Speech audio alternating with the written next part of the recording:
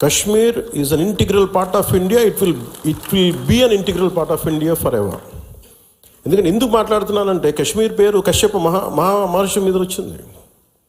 Amarnath temple కానీ, ఇక్కడి నుంచి కేరళ నుంచి కశ్మీర్కి శంకరాచార్య మఠం కానీ, తర్వాత మతాలు మారుండొచ్చేమో ప్రజలు, కానీ అందుకని మీరు దీన్ని చాలా బలంగా నమ్మాలి. ఒక చిన్న గొడవ జరిగినప్పుడు అది మనకెందుకని అనుకోకండి. అందుకని దిస్ ఈజ్ జనసేన స్టాండ్. ఇది నేను బలంగా నమ్ముతాం, బలంగా ఆచరిస్తాం. భవిష్యత్తులో ఇలాంటి సంఘటనలు జరగకుండా ఉండాలి. మనం ఇవ్వగలిగేది ఏంటంటే, ఒక నాయకుడికి దేశాన్ని ఒక చిన్నపాటి ఇంటిని నడపాలంటేనే కష్టం. ఇన్ని రాష్ట్రాలు, ఇన్ని విభిన్నమైన సంస్కృతులు, ఇన్ని భాషలు, ఇన్ని పొలిటికల్ పార్టీస్, వీటన్నిటి మధ్య వైరుధ్యాల మధ్యలో ఒక ఏకాభిప్రాయంతో ఒక దేశాన్ని నడపాలి ఒక ప్రధానమంత్రికి అంటే ఎంత కష్టమైన పరిస్థితి అది. అలాంటి వ్యక్తులకి మనం ఇవ్వగలిగేది చిన్నపాటి ఊతం అంతే, చిన్నపాటి ఆసరా. ఎక్స్ట్రా గొడవలు క్రియేట్ చేయకుండా కొంచెం బాధ్యతగా మాట్లాడటం, అవసరమైన చోట భుజం కాయటం. As part of NDA this is our responsibility. ఎందుకు నేను దీన్ని ఫస్ట్ టైం, నేను ఇప్పుడు దాకా మాట్లాడిన విధానంలో కొంచెం సాఫ్ట్గా ఫస్ట్ టైం నేను ఎందుకు హిందూ టార్గెటెడ్ హిందూ, మిగతా వాళ్ళు ఇబ్బంది పడుతూ ఉన్నారు మాట్లాడటానికి. ఉగ్రవాదులు టార్గెట్ చేసి హిందువులను చంపారు, ఇది సత్యం అంతే. వాళ్ళు అన్న మాట నాతో ఏంటంటే, మధుసూదన్ గారి భార్య ఇఫ్ ఆమె ముస్లిం నన్ను స్పేర్ చేసేవాళ్ళు సార్. మేము చేసింది పాపం బీయింగ్ హిందూ పుట్టడమా మేము చేసింది? కనీసం మా చేతిలో ఆయుధాలు కూడా లేవే, మేము సైనికులం కూడా కాదే, మేము బిడ్డలిద్దరు అక్కడే ఉన్నారు.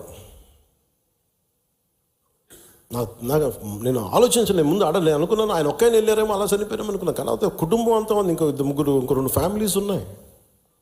అందరి ముందు దారుణంగా చంపేస్తే, ఇంకా ఇది భారతదేశం కాబట్టి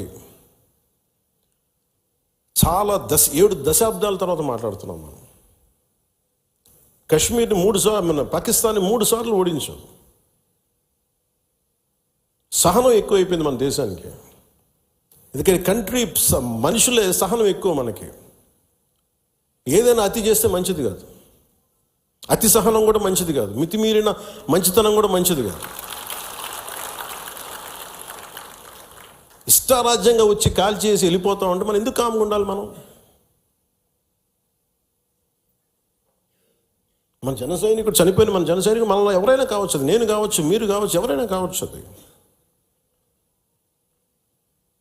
ఎంతమంది ఇక్కడికి వచ్చేసి ఉంటున్నారో మనకు తెలియదు, ఏ ముసుగులో ఉంటున్నారో తెలియదు మనకి. సో మీరు వెళ్ళేటప్పుడు ఇది నిరంతర పహార, eternal vigilance is essential element for democracy. మన బాధ్యత పదవులు వచ్చేసినాయా లేదా, మనం గెలిచేసామా లేదా అన్నిటికంటే కూడా ఎంత బాధ్యతగా ఉండగలం మనం, ఎంత నిరంతరంగా మనం విజిలెన్స్తో ఉండగలం, పహారా కాయగలం సమాజం మీద. ఊళ్ళల్లో ఎవరైనా కొత్త వ్యక్తులు వచ్చారా, అనుమానాస్పదంగా తిరుగుతున్నారా, ఇవన్నీ it's also part of our responsibility. So నాకు ఇది 3 సార్లు యుద్ధం ఓడిపోయిన తర్వాత మన మంచితనం ఇంకా అర్థం చేసుకుంటే ఇలాగ వచ్చి ఇళ్లలోకి వచ్చి చంపుతారు. షికార్కి వెళ్తే, సరదాకి వెళ్తే చంపేస్తారు. దీనికి మటుకు చాలా బలమైన స్టాండ్ తీసుకోవాలి.